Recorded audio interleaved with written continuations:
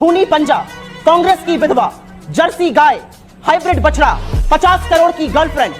दीदी ओ दीदी, ये सोच समझ के बोले हुए वक्तव्य हैं। और क्या ये भी स्लिप ऑफ टंग था, ये जो नारेबाजी वहां पर हो रही थी? क्योंकि कोर्ट में जाकर तो सीधा बन गए, कोर्ट में जाकर तो माफी मांग ली, लेकिन आपसे पूछती हूँ, अगर स्लिप ऑफ टंग की ये सजा है तो स्लिप ऑफ टंग जो प्रधानमंत्री ने देश की बेटियों के लिए कर दिया, उसकी क्या सजा है? छत्तीसगढ़ में संबित पात्रा के खिलाफ एफआईआर करी गई और हाई कोर्ट ने इसको निरस्त किया। मेरे हाथ में है, अगर आईना सामने होता तो राजनीतिक सूरत इतनी बदसूरत हो गई है वो टूट जाता। मतलब तुम करो तो लीला और हम करें तो पाप, ये नहीं चल सकता है। क्या बना रहे हैं आप?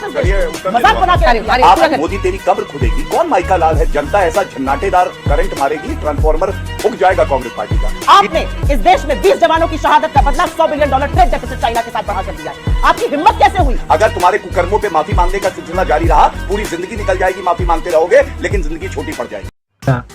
चलिए शुरू करते हैं। ऐसी बात ही क्यों बोलनी जब सुप्रीम कोर्ट में माफी ही मांगनी पड़े? सोच समझकर बोलना चाहिए था। रेनकोट पहनकर प्रधानमंत्री नहाते हैं। खूनी पंजा, कांग्रेस की विधवा, जर्सी गाय, हाइब्रिड बछड़ा, 50 करोड़ की गर्लफ्रेंड। दीदी ओ दीदी, चुनी हुई महिला मुख्यमंत्री के खिलाफ ये सोच समझ के बोले हुए वक्तव्य हैं।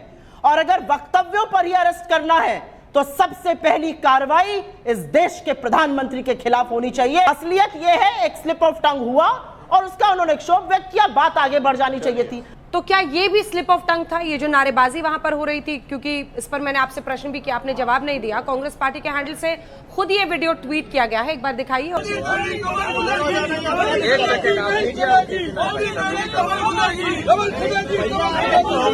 अच्छा, जनता को ऐसे अमर्यादित बयान पसंद नहीं है और जनता ने इनको सबक सिखाया, सुपड़ा साफ हो गया, हमारी ऐतिहासिक जीत हुई। और मैं आपको बताता हूं, यह भी सत्य है कि पवन खेड़ा आदतन ऐसे अमर्यादित बयान देते हैं। उन्होंने एक कहा था, मोदी का मतलब एम से मसूद, ओ से ओसामा, डी से दाऊद और आई से आईएसआई। और यहां जो सुप्रिया श्रीनेत बैठी हैं, इनकी क्या बात करें? मेरे हाथ में ट्वीट है। अब ये स्लिप ऑफ माइंड है या स्लिप ऑफ टंग है, ये बता दें। संवैधानिक पद पे बैठे हुए हिमंत बिस्व शर्मा जी के लिए उन्होंने ये कहा था, मैं पढ़ देता हूं अंजना जी। टीवी डिबेट में असम के मुख्यमंत्री हिमंत बिस्वा पर अपनी टिप्पणी के लिए मुझे बेहद अफसोस है। मैंने उन्हें 2 रुपल्ली का ट्रोल कहा था, वो तो असल में चवन्नी वाले ट्रोल हैं। ये है सुप्रिया श्रीनेत। अब ये दिमाग स्लिप हो गया या ये टंग स्लिप हुई या हाथ स्लिप हुई, ये मुझे नहीं पता। तो फिर अब क्या राहुल गांधी, सोनिया गांधी, खड़गे जी, कांग्रेस पार्टी, सुप्रिया श्रीनेत माफी मांगेगी देश से या नहीं? मैंने जो आपको इनका ट्वीट दिखाया, वो ट्वीट आज भी लगा हुआ है। जब मैंने सोनिया गांधी का मौत का सौदागर का बयान बताया तो नरेंद्र मोदी जी संवैधानिक पद पे थे। तो आज क्या ये सवाल नहीं पूछा जाएगा, कब्र तेरी खुदेगी मोदी, ये नारे लग रहे थे? क्या ये शर्मसार देश को नहीं करते हैं? ये बड़ी अच्छी बात कही आप। और ये तो वही बात हो गई ना कि सब कुछ करके भी नहीं सीखना। कोर्ट में जाकर तो सीधा बन गए, कोर्ट में जाकर तो माफी मांग ली, लेकिन वहीं पर सोचिए आपकी प्लेन के नीचे बैठकर मोदी तेरी कब्र खुदेगी। और ये आईएनसी टीवी ने ही ट्वीट किया है सुप्रिया जी, पता नहीं आपने कैसे नहीं देखा। ये सब कुछ क्या इतना सहज है कि स्लिप ऑफ टंग था? It went on for like 30 seconds, 40 seconds. मैं आपसे पूछती हूं, अगर स्लिप ऑफ टंग की यह सजा है तो स्लिप ऑफ टंग जो प्रधानमंत्री ने देश की बेटियों के लिए कर दिया, उसकी क्या सजा है? जो स्लिप ऑफ टंग नहीं, होशो हवास में उन्होंने एक चुने हुए प्रधानमंत्री के लिए कहा रेनकोट। ठीक है, ये स्लिप ऑफ टंग है या नहीं है? इस पर एक बार वो बाइट जरा हम सुना सकते हैं? कांग्रेस के एक बार जिसको बार-बार स्लिप ऑफ टंग कह रही हैं, ये आर्गुमेंट एक बार सुनाते हैं, क्योंकि माफी मांगनी पड़ी है इस हरकत पे। जब नरसिम्हा राव जी जेपीसी बना सकते थे, जब अटल बिहारी वाजपेयी जी जेपीसी बैठा सकते थे, तो नरेंद्र दामोदर दास मोदी को क्या प्रॉब्लम है? गौतम दास है, दामोदर दास। 50 बाइट हमारी दिखा रही है ना, एक तो मोदी जी की दिखाइए। इस देश के लोकतंत्र को, इस देश के भाषा के स्तर को, इस देश के संवाद को इतना गिरा दिया है मोदी जी ने। आज भी सवाल यह है, गौतम अडानी पर वक्तव्य कब दीजिएगा? ठीक है, 2 घंटा 40 मिनट बोलने के बाद अडानी का और गौरव जी जवाब पाए। करारा जवाब मिलेगा, करारा जवाब मिलेगा। देखिए है क्या, एक हमारे साथी भाई प्रवक्ता हैं संबित पात्रा, उनको इन्हीं महिला ने कहा था गंदी नाली का कीड़ा, और अभी ये बात कर रही थी अरे स्लिप ऑफ टंग अगर हो गया तो एफआईआर करेंगे। मैं आपको बताता हूं, ये देखिए छत्तीसगढ़ में संबित पात्रा के खिलाफ एफआईआर करी गई और हाई कोर्ट ने इसको निरस्त किया। मेरे हाथ में है, ये होता है अभिव्यक्ति की आजादी का गला घोटना। अर्नब गोस्वामी, अमन चोपड़ा, अमीश देवगन, नाम इसलिए ले रहा हूं, बताना जरूरी है। राजस्थान में, छत्तीसगढ़ में इनके खिलाफ महाराष्ट्र में वसूली अगाड़ी सरकार एफआईआर कर दी। ये बात करेंगे अभिव्यक्ति की आजादी की, आपातकाल लगाएंगे और बात करेंगे अभिव्यक्ति की आजादी की। अगर आईना सामने होता तो राजनीतिक सूरत इतनी बदसूरत हो गई है वो टूट जाता। क्या बढ़िया था गुरु। वो कहता कि मैं तुम्हें दिखाऊं इससे पहले मेरा अस्तित्व खत्म हो जाए। ये है आज की कांग्रेस पार्टी। पवन खेड़ा ने जो बोला, मोदी, मसूद, ओसामा, दाऊद आईएसआई, इसके अलावा सुशील कुमार शिंदे ने मोदी जी को कहा तानाशाह हिटलर, इरफान अंसारी ने कहा साला मोदी, राहुल गांधी ने कहा जवानों के खून के दलाल, राशिद अल्वी ने कहा most stupid PM, Imran Masood ने कहा मोदी के टुकड़े टुकड़े कर देंगे, बोटी बोटी कर देंगे, सोनिया गांधी जहर घोलने वाले, मौत का सौदागर, दिग्विजय सिंह रावण, मणिशंकर अय्यर लहू असत्य का सौदागर, हुसैन दलवाई चूहा, सलमान खुर्शीद बंदर, जयराम रमेश भस्मासुर, बेनी प्रसाद वर्मा पागल कुत्ता, बीके हरिप्रसाद गंदी नाली का कीड़ा। ये क्या दर्शाता है?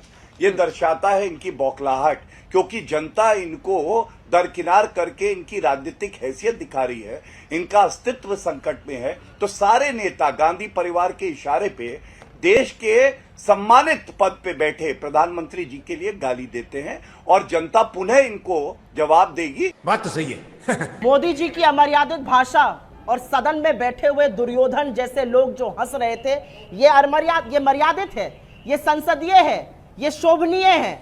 अगर ये सब शोभनीय है तो जो हमने कहा वो तो कुछ भी नहीं था। मौन मोहन सिंह एक प्रधानमंत्री को कह देना ये मर्यादित है। मतलब तुम करो तो लीला और हम करें तो पाप, ये नहीं चल सकता है। अगर आप सार्वजनिक जीवन में इज्जत चाहते हैं तो पहले इज्जत देना सीखिए। अगर तानाशाही कहीं पर फेल होती है तो घबरा जाते हैं। हेमंत तो विश्व शर्मा ये नहीं देख रहे कि मिजोरम और असम के बीच में गोलीबारी हो रही है। योगी ये नहीं देख रहे कि अनएम्प्लॉयमेंट लेवल बढ़ के 4% के ऊपर पहुंच गया है, लेकिन यहां पर एफआईआर करने में सब उस्ताद बने हुए। क्या बना रहे हैं आप इस देश को? मजाक बना के रख दिया। पूरा कर रही हूं। इंग्लिश में एक सेइंग है, elect a clown and expect a circus. कहा जाता है elect a clown and expect a circus. सारे देश को तमाशा बनाकर रख दिया है, और ये मैं डंके की चोट पर कहती हूं। जवाब दीजिए गौरव भाटिया जी। देखिए, बड़े अनुभव से उन्होंने बताया elect a clown and expect a circus. Congress party से ज्यादा कौन जानता है कि एक क्लाउन आके कैसे एक पार्टी को भी सर्कस बना सकता है। मैं बड़ा सम्मान करता हूं, उनका दर्द भी मैं समझ सकता हूं। लेकिन सबसे पहले तो मैं ये दोहराना चाहूंगा, जो आज नारे लगे मोदी तेरी कब्र खुदेगी, दुनिया हंस रही है। सुप्रिया जी बीच में नहीं, बीच में नहीं जी, प्लीज। बीच में क्यों बोल रही हैं? बौखला रही हैं। कृपया करके मत बौखलाइए। क्लाउन आपसे गुस्सा नहीं होगा, बिल्कुल नहीं होगा क्लाउन गुस्सा। धन्यवाद।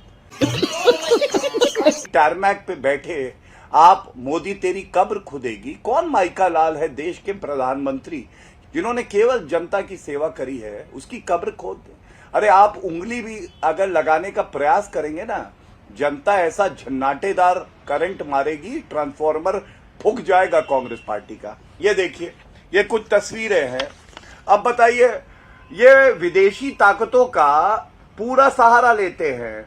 जॉर्ज सोरेस की जो एनजीओ है, उसके यहाँ के वाइस प्रेसिडेंट भारत तोड़ो यात्रा में दिखाई दे रहे थे। अकेले दमखम नहीं है, तभी बार बार भीख मांग रहे हैं और दल आ जाए। और ये राहुल गांधी को देखिए कैसे कठपुतली बनाया जॉर्ज अंकल ने।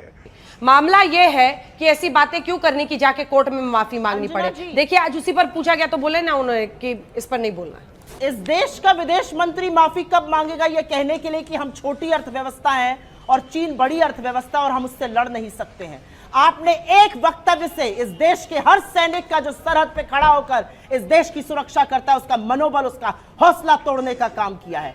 आपने इस देश में 20 जवानों की शहादत का बदला $100 बिलियन ट्रेड डेफिसिट चाइना के साथ बढ़ाकर दिया है। आप कहते हैं हम छोटी अर्थव्यवस्था है।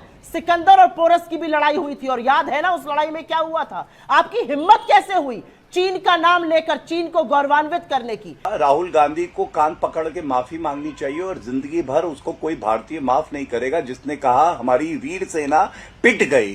दूसरा, एमओयू को सार्वजनिक करो और जो घूस चीन से ली है कम से कम वो घूस क्यों ली थी, देश को कमजोर करने के लिए, दीमक बन के खाने के लिए, ये जरूर जनता को बताओ। अगर तुम्हारे कुकर्मों पे माफी मांगने का सिलसिला जारी रहा, पूरी जिंदगी निकल जाएगी, माफी मांगते रहोगे, लेकिन जिंदगी छोटी पड़ जाएगी। खत्म।